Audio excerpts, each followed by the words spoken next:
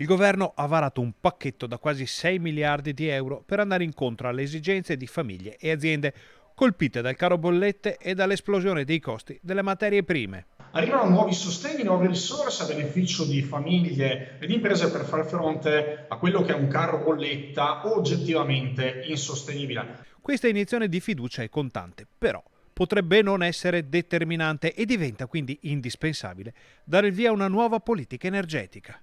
Servono anche soluzioni sul medio-lungo periodo, serve estrarre più gas italiano, essere meno dipendenti dalle importazioni di energia dall'estero. Ci sono altre buone notizie che arrivano dalla politica nazionale.